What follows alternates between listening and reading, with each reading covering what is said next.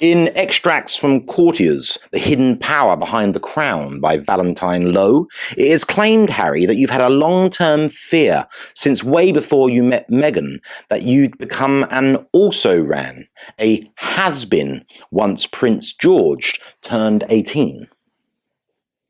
I can honestly say I've never had a fear about anything in my entire life. Well, except upsetting Meghan, of course. That's not fear. That's sheer, unbridled terror.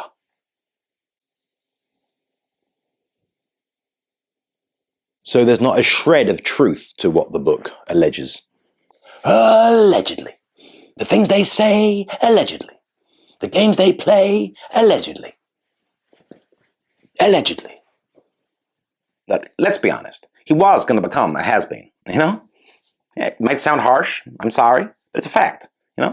And that's just the nature of the royal family, you know? Who's in and who's out and, you know, who's in the inner circle and la la la. You know, so, you know, I'm afraid it was the case. And when I first saw Harry, when I first looked at him, I thought to myself, that's someone who's going to become a has-been.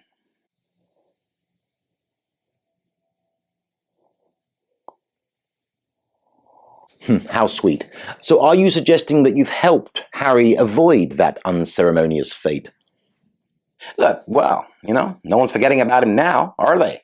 You know, he's in the papers like 10 times more often than his brother, William, you know, future King of England. So. Yeah, I'm front and centre of the next cultural revolution. Well, no, I wouldn't say front and centre. No? Well, no. I mean, yeah, you are in the focal point of the dawn of a new tomorrow, but more like in a sidecar. I suppose you're driving the main engine forward then, Meghan. You know, every movement needs a leader, you know? Leaders are selected by events, you know? Leaders emerge at the right time, at the right moment in history, you know? It is what it is.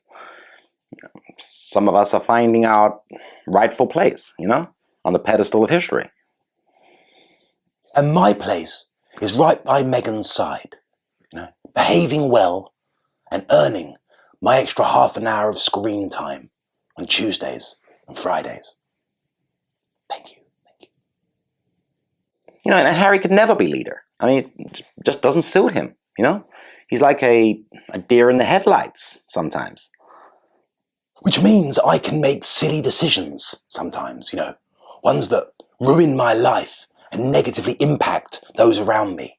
You know, horrendous decisions that I can't ever take back, you know, however bad it gets. Indeed. Yeah, you know, and you can't have someone like that, you know, driving things forward. You just can't. It's too risky. So it's the sidecar for me. And Harry's happy with that. Aren't you, Harry? Oh, yeah. I'm happy. Yeah, happy as Larry. Yeah. As happy as I've ever been. Happy as I could ever be. Yeah. Especially now, I've stopped wasting time, enjoying myself, and instead properly concentrating on my mental health. So we found our proper places, right? You know, in the grand scheme of things. You know, we've gravitated to our correct station in life. I'm happy playing second fiddle to Meghan. It's far better than when I was playing fiddle with Kevin Spacey. I wasn't so keen. Yeah, and this way Harry hasn't got to be, you know, an also ran, you know, or has been, just dumped on the side of the road when people are finished with him. Well, at least not yet.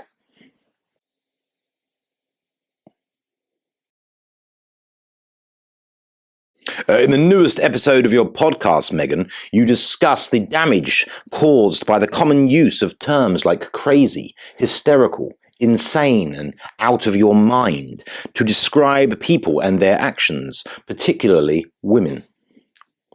Yeah, it's a real problem, you know, to take a collection of behaviors and character traits and then archetype them, stereotype them. as being crazy. It really damages their ability, the capacity to speak freely. When other people go around labeling them as crazy, right? How can we expect them to be able to speak freely?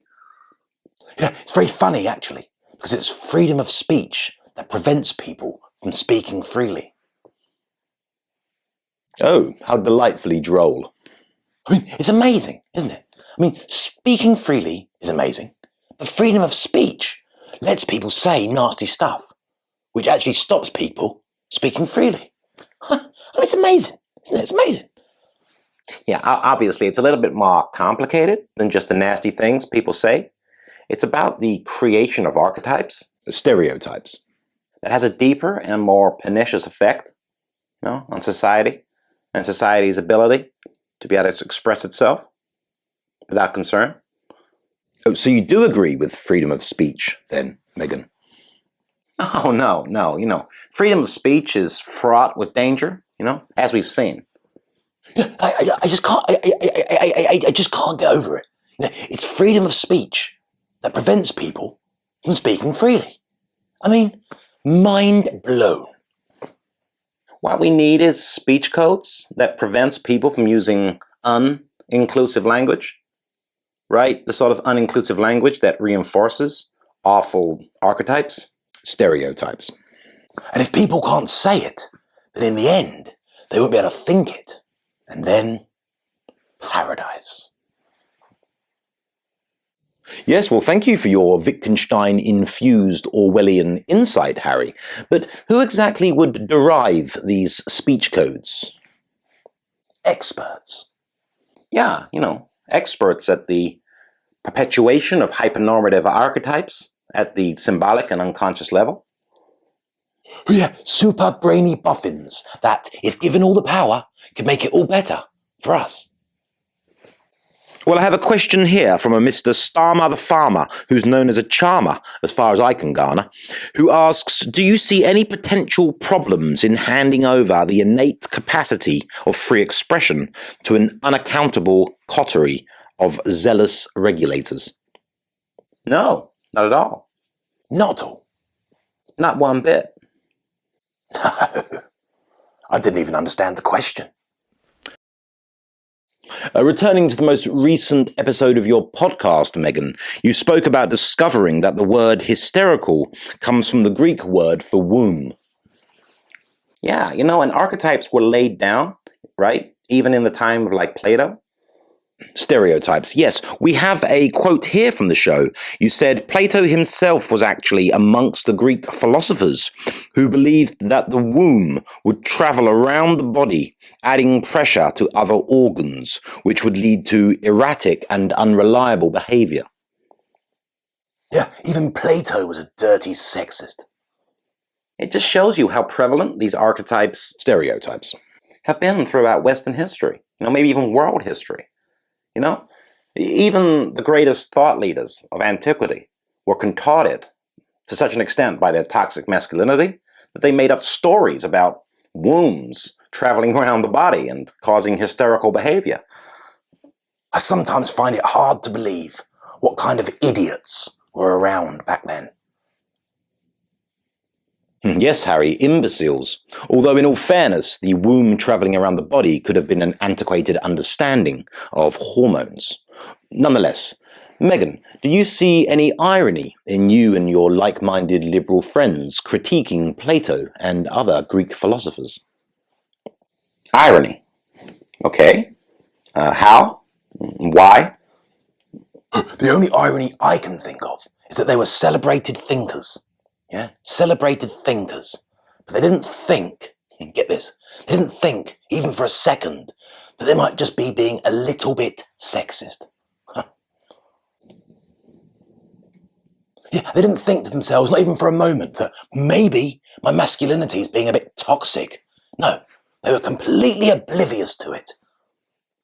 Yes, although I'm not sure they had terms for such a concept, Harry. Toxikos andrismos. Oh, my mistake. And what exactly is the implication here? That Plato is untouchable? Immune from criticism? Protected by ancient Greek privilege? Oh, come on. Oh, no, not at all. I freely admit that Plato has more than a whiff of the totalitarian, authoritarian about his work and his thoughts.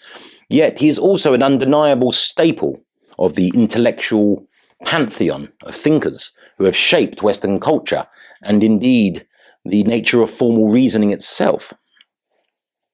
Yeah? And you're you. She certainly is. You also took a swipe at psychologist Jordan Peterson. Racist? Yeah, absolutely. You know, he even had the nerve to say, I don't think men can control crazy women. I mean, there is so much wrong with that statement. I can't even begin. Men controlling women? Big no-no.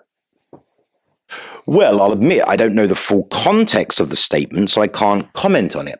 However, surely context is important in this case. I mean, all people can be crazy at certain times, men or women. Here we go. And it should be noted that tens of thousands, probably hundreds of thousands of men have credited Jordan Peterson with improving their lives, helping them find meaning, purpose, discipline, and escaping the destructive addictions that riddle so many wasted lives.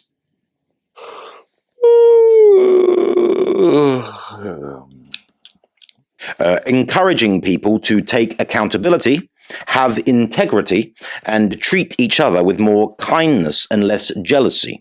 Whereas the only known effects you've had on people, Meghan, are manipulation, abuse, bullying, and betrayal.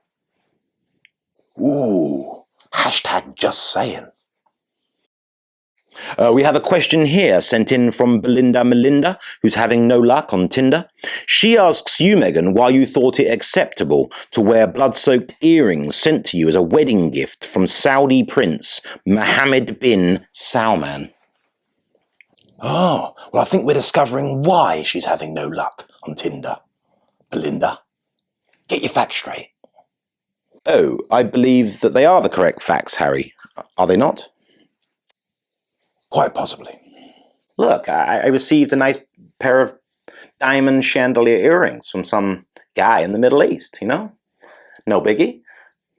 Come on. Is my Meghan really supposed to keep tabs on every single piece of priceless jewellery she's been sent by dictators? Yeah, exactly. I didn't know really much about him, but hey, they were gorgeous. I mean, absolutely gorgeous, and yeah, I accepted them. I mean, who wouldn't? Those with integrity? Exactly. And how many people have got that? None. None that I know. Is it not a little embarrassing for you, Meghan? Perhaps more than just embarrassing, considering the Saudi prince is linked to the murder of Jamal Khashoggi at the Saudi consulate in Istanbul. Yeah, okay, that wasn't good, but I've never worn them since then. Well, even without the political murders and dismemberings, Meghan, he does seem an unlikely bedfellow, considering his active endorsement of the Saudi Arabian regime, whilst you harp on about equity, social justice, and indeed the plight of women in Saudi Arabia. Look, my Meghan has got to look her best, okay? And just because bin Sally What's-His-Face has got a little bit of blood on his hands, allegedly. No. Look, we can't hold the jewellery responsible for the actions of its purchaser, It's not fair on the diamonds, nor is it fair on my Meghan. You claim that you didn't know much about the Saudi prince, Meghan, although it seems odd that the media were originally told that the earrings were borrowed, almost as though you were trying to hide the fact of where they were from. Look, has she tried updating her profile pictures? Excuse me? Her profile pictures. I mean, if she's not having any success, then perhaps it's because she hasn't got very appealing profile pictures. Yeah, I make sure she's got at least one photo with some friends. Otherwise, people might think she's like, a loner, right? Sorry, I'm not following you. Belinda Melinda, who's having trouble on Tinder. Oh, right. Sorry, yes. Yeah, well, tell her to keep trying, you know? She'll find the right person in the end. We did, didn't we, Meghan?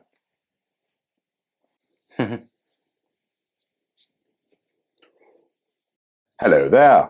My name's Arthur Covington Smythe. I'm a world-famous translator. I can translate anything.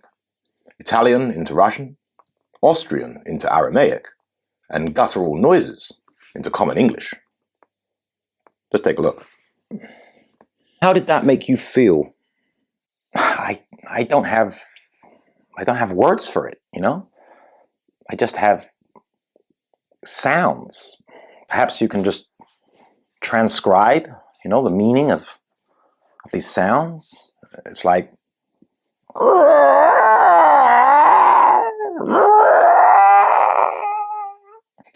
Yes, this translates to, it is deeply unfair that things are not going my way.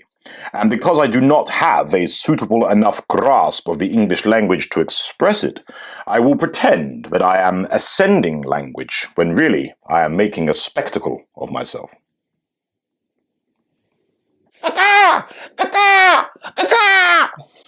Kaka literally translates to help me. Although there is a paradoxical duality here. He is also puffed up like a proud and powerful male, as though reveling in his professed weakness. It's a textbook cry for help from someone who thinks he should be praised for admitting he needs help. Very interesting.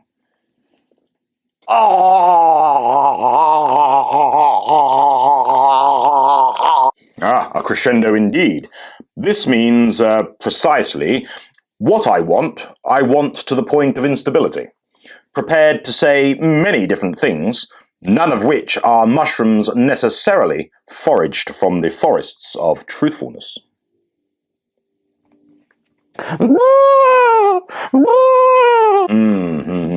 What Harry is saying here is that he fears he is being poached like an elephant, and that after his valuable tusks are ripped out, his ivoryless body will be left to rot on the baking savannas. don't be so stupid, Harry. You're embarrassing us. Now, Meghan switches back to the common tongue when wanting Harry to get off of this subject. You can make of that what you will. I've been Arthur Covington Smythe. Join me again soon.